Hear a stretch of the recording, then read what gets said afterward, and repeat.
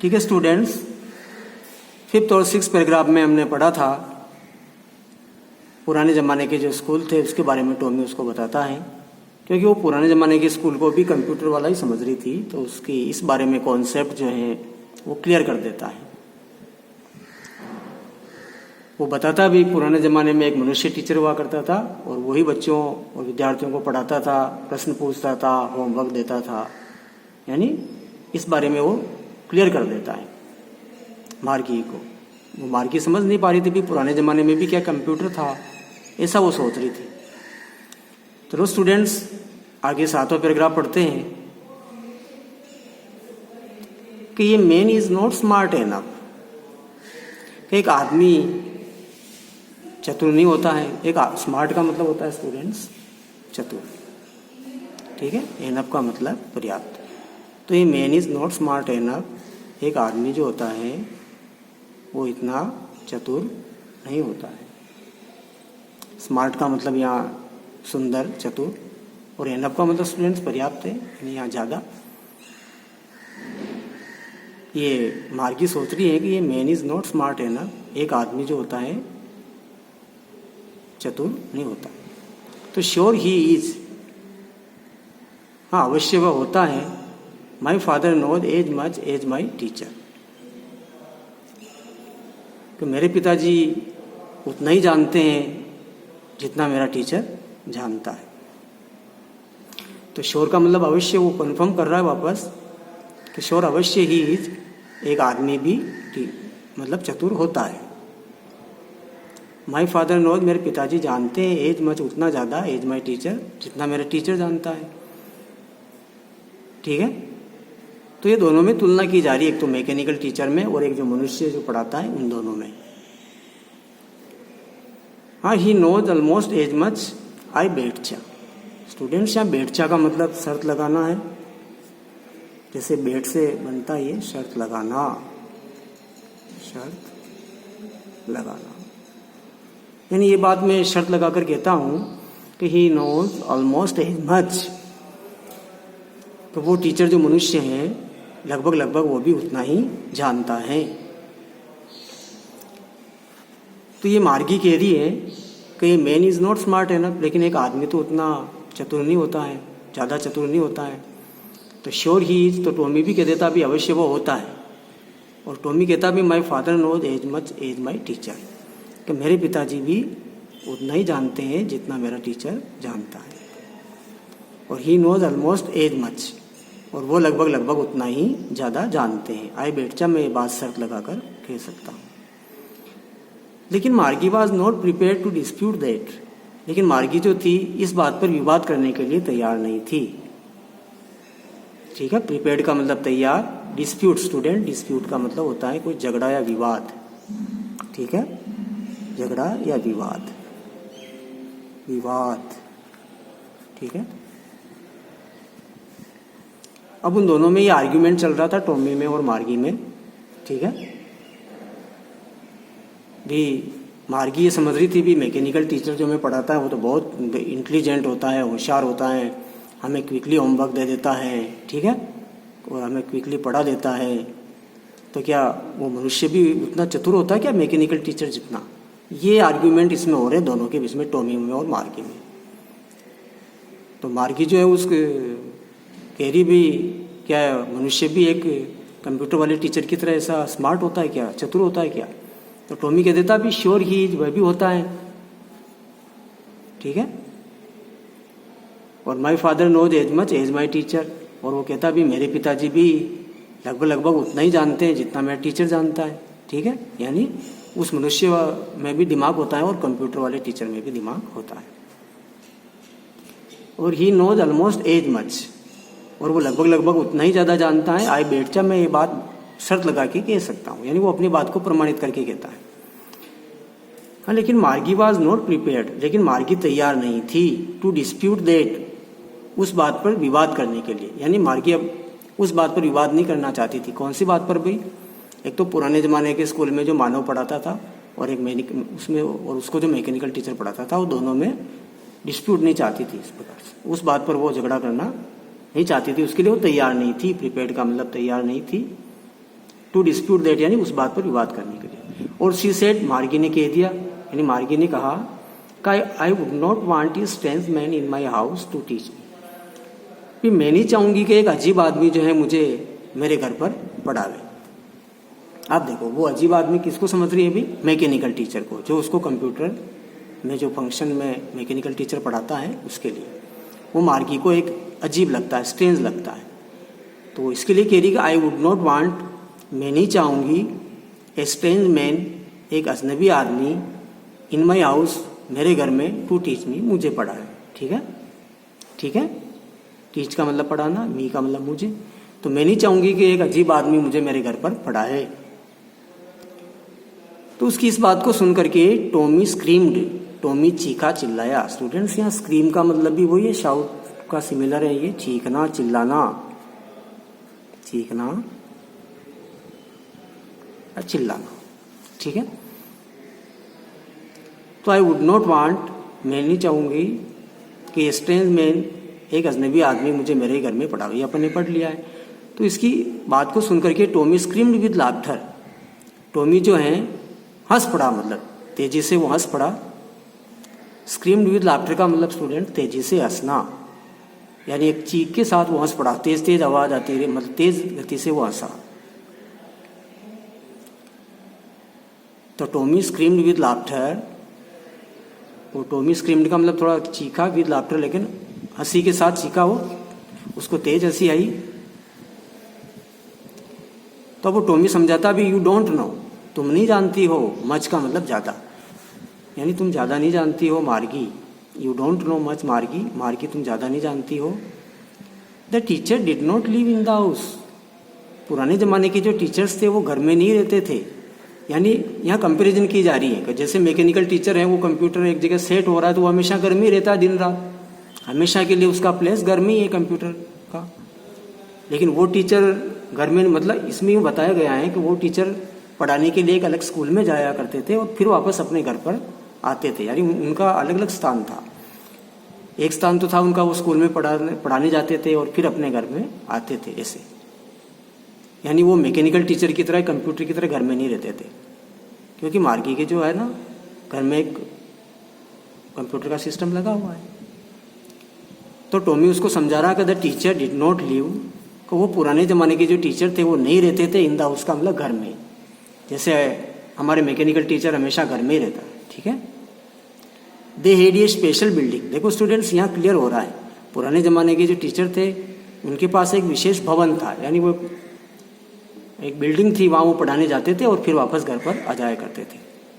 तो they had a special building, उनके पास एक विशेष भवन था। And all the kids went there, और सारे छोटे छोटे बच्चे वहाँ जाते थे पढ़ने के लिए। तो टॉमी यहाँ पुराने ज़माने की बात अब मार्गी को क्लियर कर चुका है। ठीक है। The teacher did not live in the house, तो पुराने ज़माने के जो टीचर्स थे वो घर में नहीं रहते थे, मतलब यहाँ पढ़ाने के लिए जाना पड़ता था, उसके बारे में वो बता रहा है।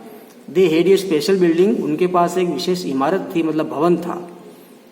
और all the kids went there, और सारे छोटे छोटे बच्चे, यहाँ किड्स का मतलब स्टूडेंट छोटे छोटे बच्चे, तो सारे छोटे छोटे बच्चे जो थे वहाँ जाते थे पढ़ने के लिए। जबकि हमारे तो मैकेनिकल टीचर हमेशा ही दिन रात घर पर ही हैं। ठीक है। और वो मैं डे बाय डे घर पर ही पढ़ा रहा है। लेकिन पुराने ज़माने में ऐसा नहीं था, पुराने ज़माने में टीचर्स की एक बिल्डिंग हुआ करती थी। ठीक है। वो उसी भवन में पढ़ाते थे और छोटे छोटे बच्चों को वहाँ जाना पड़ता था।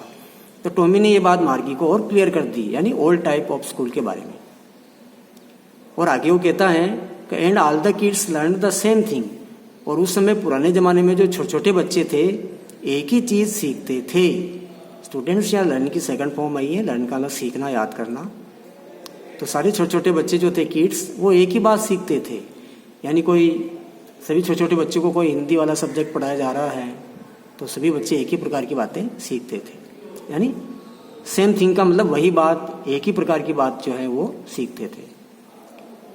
श्योर, अवश्य, if they were the same age, यदि उनकी उम्र समान हो, यानी किड्स हैं जिनके सभी छोटे छोटे बच्चों की सेम एज हैं और सेम एज के बच्चे एक ही क्लास में बैठे हुए हैं पुराने ज़माने में,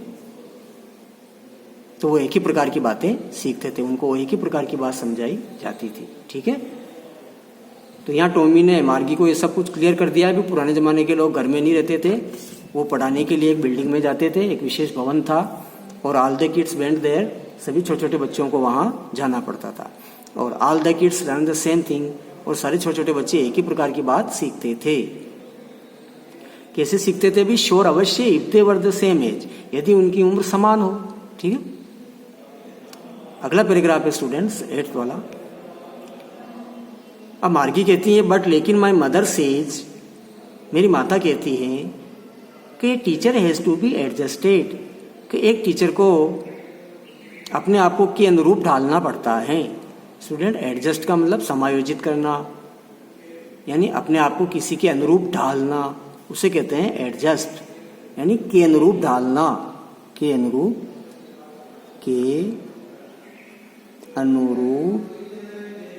ढालना या ढलना। ठीक है, उसे कहते हैं अपन एडजस्ट, समायोजित कर लेना। तो मार्गी कहती है कि मेरी माता तो कहती है कि ये teacher has to be adjusted, कि एक अध्यापक को अपने आप को ढालना पड़ता है या उसे के अनुरूप ढलना पड़ता है, to fit the mind of each boy and girl, यानी हर एक लड़के और हर एक लड़की के मस्तिष्क के अनुसार फिट होने के लिए उसे अपने आप को ढालना पड़ता है। यानी छोटे बच्चों को पढ़ाया जाता तो उस टीचर को छोटे बच्चे के अनुसार ही एडजस्ट होना पड़ता है, बड़े बच्चों को पढ़ाना है तो उस टीचर को बड़े बच्चों के अनुसार ही एडजस्ट होना पड़ता है। ये मार्गी की माता कहती है, तो वो बता रही है कि मेरी माता कहती है कि teacher has to be adjusted, एक टीचर को अनुरूप ढलना पड़ता है, टू फिट का मतलब योग्य होने के लिए, the mind of each boy and girl, हर एक लड़के और हर एक लड़की के मस्तिष्क के अनुसार योग्य होने के लिए उसको ढलना पड़ता है। इट टीचेज, जो वो पढ़ाता है। ठीक है, तो जिस लेवल से पढ़ा रहा है उस लेवल से उसको ढलना पड़ता है, बच्चों के लेवल के अनुसार उसको ढलना पड़ता है। And that each kid has to be taught differently, और ये बात भी है कि हर एक बच्चे को अलग अलग प्रकार से भी पढ़ाना पड़ता है। ठीक है, कोई छोटा बच्चा है तो उसको उसी प्रकार से पढ़ाया जाना चाहिए, है ना। तो each kid has to be taught, और हर एक बच्चे को पढ़ाया जाना पड़ता है डिफरेंटली, अलग अलग प्रकार से। स्टूडेंट्स, ये आप हैज़ टू और यहाँ हैव टू का प्रयोग देख रहे हो, ये भी एक प्रकार के मॉडल हैं। ठीक है, जैसे आई हैव टू वर्क, मुझे काम करना ही है या मुझे काम करना ही पड़ता है। ठीक है, जैसे I have to go to school, मुझे विद्यालय जाना ही है, यानी मुझे विद्यालय जाना ही पड़ता है। ठीक है, तो स्टूडेंट्स, ये जो हैज़ टू हैव टू होते हैं ये एक्सटर्नल ऑब्लिगेशन के लिए आते हैं, एक बाहरी बाध्यता होती है अपने अंदर, अपने को कोई बाध्य हो जाते हैं उसके लिए आता है। जब इसके आगे बी लग जाता है तो स्टूडेंट्स ये पैसिव वॉइस का सेंटेंस बन जाता है ना। तो देखिए ये दोनों सेंटेंस में ये पैसिव वॉइस का सेंटेंस हुआ है, इसमें भी देखिए a teacher has to be adjusted, यानी एक टीचर को ढलना पड़ता है टू फिट योग्य होने के लिए, mind of each boy and girl, हर एक लड़के और हर एक लड़की के मस्तिष्क के अनुसार। ये टीचर जो पढ़ाता है उसके अनुसार उसको ढलना पड़ता है। और ये बात भी है कि each kid has to be taught, और हर एक बच्चे को पढ़ाया जाना होता है डिफरेंटली, अलग अलग प्रकार से। स्टूडेंट, ये डिफरेंट का एडवर्ब है, आप जानते हो डिफरेंट, अलग अलग, एल वाई लग गया, एडवर्ब हो गया। तो just the same they did not do that way then. अब टॉमी और आगे क्या क्लियर करता है मार्गी को, हाँ जस्ट द सेम, हाँ उसी प्रकार से they did not do it that way then, तब वो इस कार्य को उस प्रकार से नहीं करते थे। ठीक है, they did not do it, वो इस कार्य को नहीं करते थे, दैट वे का मतलब उस प्रकार से, देन का मतलब था, या वे का मतलब प्रकार, वो भी पुराने जमाने की टीचर्स के हिसाब से बता रहा है कि जस्ट द सेम, यानी ठीक उसी प्रकार से। यानी स्टूडेंट्स, यहाँ जस्ट द सेम का मतलब होता है जिस प्रकार से अपने को मैकेनिकल टीचर पढ़ा रहा है वो वैसा नहीं करते थे।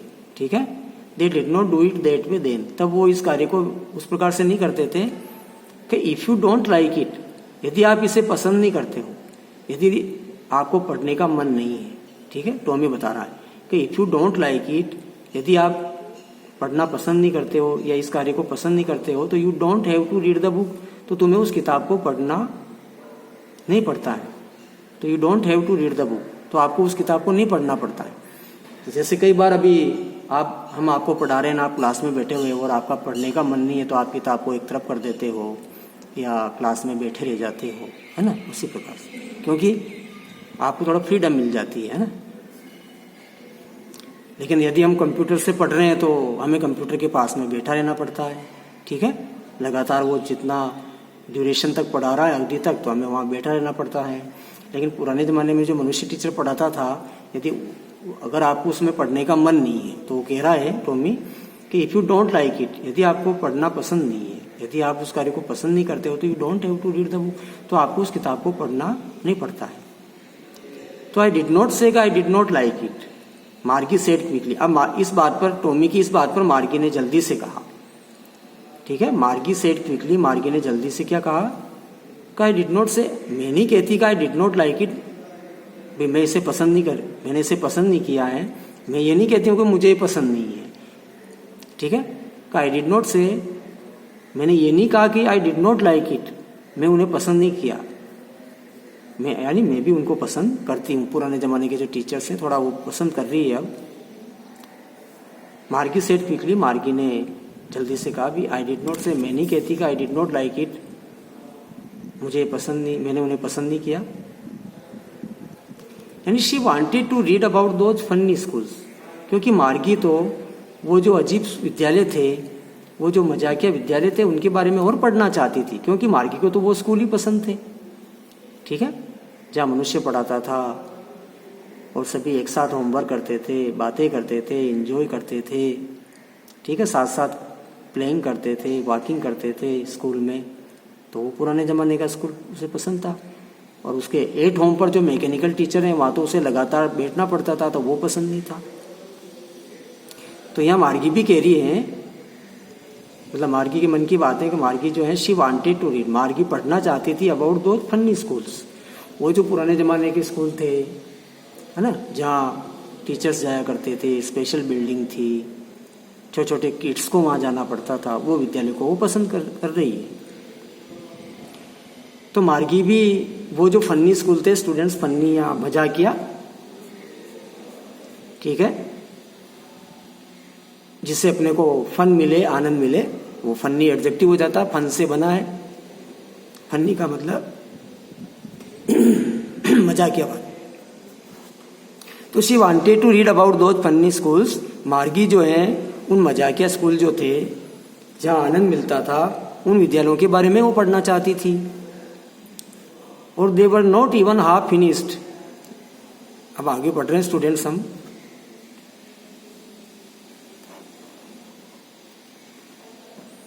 अब देखिए, they were not even half finished, अब उन्होंने अपनी आधी बात भी पूरी नहीं की, टॉमी में और मार्गी में पूरी बात चल रही है।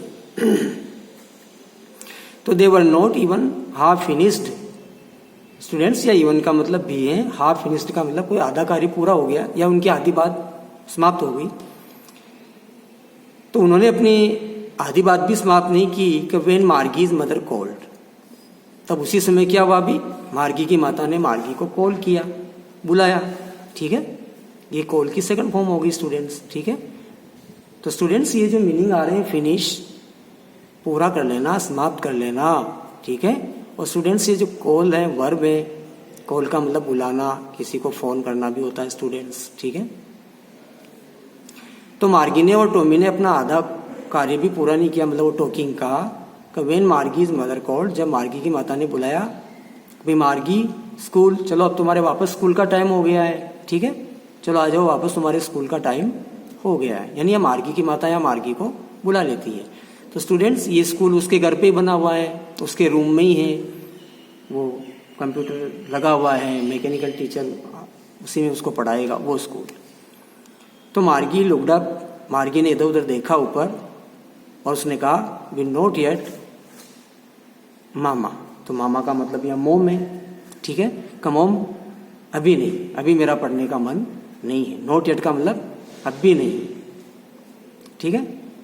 लेकिन उसकी मदर वापस उसको फोर्स करती है, बाध्य करती है और कहती है भी नाउ नहीं, अभी तेरे को अभी पढ़ना पड़ेगा, क्योंकि वो कंप्यूटर से पढ़ती है, मैकेनिकल टीचर उसको पढ़ा रहा है, कि नहीं तेरे को अभी पढ़ना है, नाउ का मतलब अभी का अभी तेरे को पढ़ना पड़ेगा।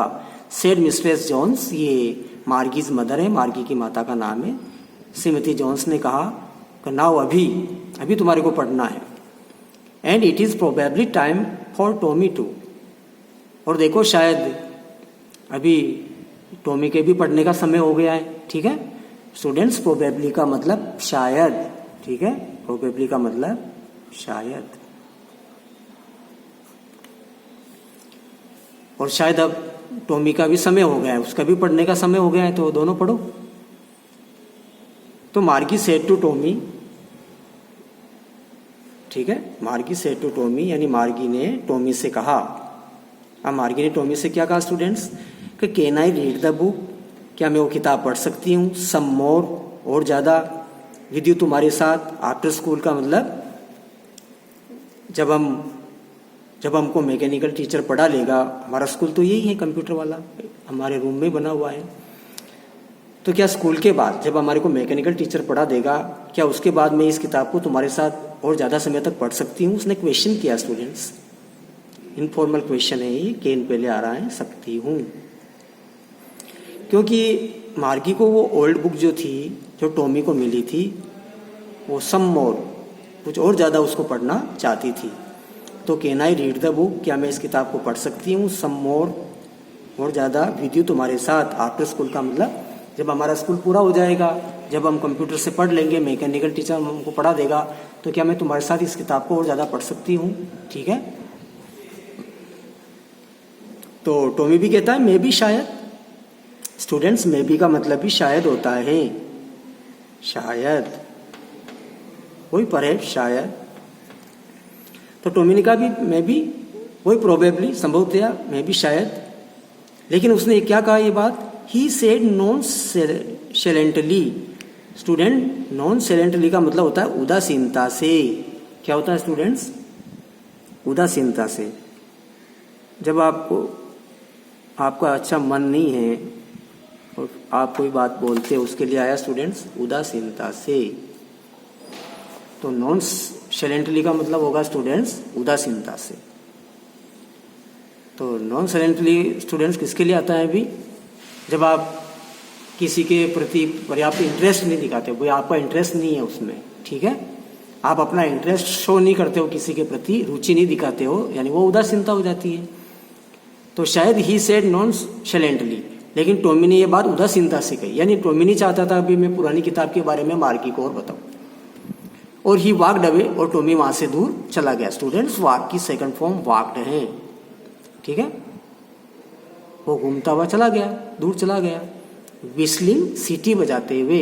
स्टूडेंट, विशल क्रिया है सीटी बजाना, विशल, विशल्ड, विशल्ड, और ये आईएनजी फॉर्म से है सीटी बजाते हुए। तो ही वाक्ड अवे, टॉमी वहां से दूर चला गया। विस्लिंग, सीटी बजाना, सीटी बजाते हुए वहां से चला गया। और द डस्टी ओल्ड बुक, और उसके पास जो वो धूल लगी किताब थी पुरानी, भाई डस्टी थी, वो पुरानी किताब थी उसको धूल भी लगी हुई थी।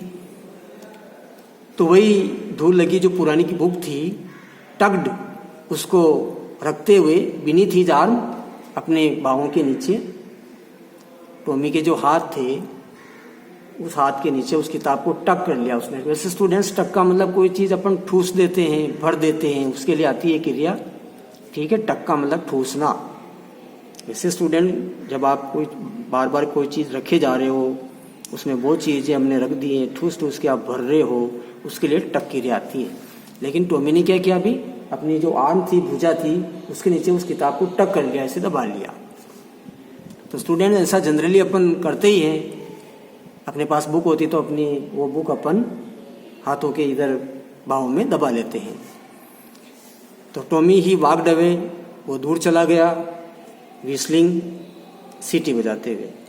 और द डस्टी ओल्ड बुक, और वही जो उसके पास धूल लगी पुरानी किताब थी, टग्ड, उसको दबाते हुए, बीनीथ हिज आर्म का मतलब अपनी भुजा के ठीक नीचे। स्टूडेंट्स, बीनीथ प्रीपोजिशन है, वही अंडर, नीचे, आर्म का मतलब उसके जो हाथ थे, बाहें थी, भुजा थी, उसके नीचे उसको टक कर लिया, उसने किताब को रख दिया।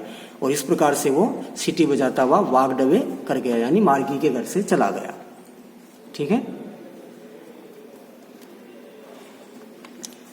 अब स्टूडेंट्स ये देखिए, अगला पैराग्राफ है वापस, ये 9th पैराग्राफ चल रहा है। अब टॉमी मार्गी के घर से चला जाता है और मार्गी ने उससे क्वेश्चन भी किया था कि क्या मैं और कुछ समय तक ये पुरानी किताब तुम्हारे साथ पढ़ सकती हूँ, लेकिन उसने नॉन साइलेंटली आंसर दिया था, जिसका मैंने लिखा दिया था उदासीनतापूर्वक उसने कहा, ठीक है, और वो चला जाता है। अब ठीक है, अब मार्गी के रीडिंग टाइम हो गया, उसके पढ़ने का स्टडी टाइम हो गया, वही मैकेनिकल टीचर पढ़ाएगा, उसके रूम में ही कंप्यूटर लगा हुआ है, ठीक है। तो मार्गी वेंट इनटू द क्लासरूम। अब मार्गी अपने क्लासरूम में चली गई, ठीक है, उसके स्कूल रूम में चली गई, और उसका स्कूल एट होम ही है, उसके रूम में कंप्यूटर लगा हुआ है और उसको कंप्यूटर को ऑन करना है और मैकेनिकल टीचर फ्लैश हो जाता है और उसको पढ़ाने लग जाता है। तो मार्गी went into the school room. अब मार्गी जो है अपने स्कूल रूम जो उसके घर पे बना हुआ है वहाँ चली गई। स्टूडेंट्स यहाँ इनटू मूवमेंट में आया है, जब हम कहीं चल के अंदर जाते हैं तो इनटू में के लिए इनटू आएगा। अब ये उसका स्कूल रूम कहा था students, it was right next to her bedroom. ये उसके शयन कक्ष के ठीक आगे ही था, ठीक है। राइट का मतलब ठीक, नेक्स्ट का मतलब आगे ही, बेडरूम का मतलब उसका शयन कक्ष जो है उसके ठीक ही आगे ही था उसका स्कूल रूम बना हुआ था। And the mechanical teacher was on, और उस समय उसके कंप्यूटर पर मैकेनिकल टीचर जो था, यांत्रिक शिक्षक जो उसको पढ़ाता है, वो चालू था, यानी पढ़ाना शुरू कर रहा था, ऑन था वो। एंड वेटिंग फॉर हर, और वो मार्गी के इंतजार में था, और वो मार्गी का इंतजार कर रहा था, अभी मार्गी आ जावे और पढ़े। हाँ, इट वॉज ऑलवेज ऑन। वो मैकेनिकल टीचर जो है हमेशा ऑन का मतलब चालू रहता था। एट द सेम टाइम, उसी समय पर भी मार्गी के पढ़ने का जो टाइम होगा, उसके जो स्टडी आवर्स हैं, किस समय वो पढ़ती हैं, तो उस समय वो हमेशा ऑन रहता था, एवरी डे, प्रतिदिन। हाँ, एक्सेप्ट स्टूडेंट्स, या एक्सेप्ट का मतलब होगा सिवाय। एक्सेप्ट का मतलब सिवाय, यानी को छोड़ करके, ठीक है, सिवाय सैटरडे एंड संडे। तो मात्र शनिवार और रविवार के सिवाय, यानी मात्र शनिवार और रविवार को छोड़ करके वो मैकेनिकल टीचर एवरीडे, प्रतिदिन ऑन रहता था, चालू रहता था और उसको पढ़ाता था, ठीक है। It was always on. वो मैकेनिकल टीचर हमेशा चालू हो जाता था। एट द सेम टाइम, उसी समय जो उसके पढ़ने का टाइम है, उसके जो स्टडी आवर्स हैं, ठीक है, उस समय वो हमेशा चालू हो जाता था, यानी ऑन रहता था एवरीडे, रोजाना। हाँ, एक्सेप्ट सैटरडे एंड संडे, सिवाय शनिवार और रविवार को छोड़ करके। तो इससे लगता है मार्गी जो है शनिवार और रविवार को नहीं पढ़ती थी, बाकी के दिन, रेस्ट ऑफ जो डेज हैं, उन शेष दिनों में मैकेनिकल टीचर उसको पढ़ाता था। ठीक है स्टूडेंट्स, आशा करता हूँ कि ये पैराग्राफ जो आज मैंने पढ़ाए हैं 5, 6, 7, 8, ठीक है, ये आपको समझ में आए होंगे, ठीक है। और भी कोई कंफ्यूजन हो तो बाद में क्लियर करेंगे स्टूडेंट्स। ओके।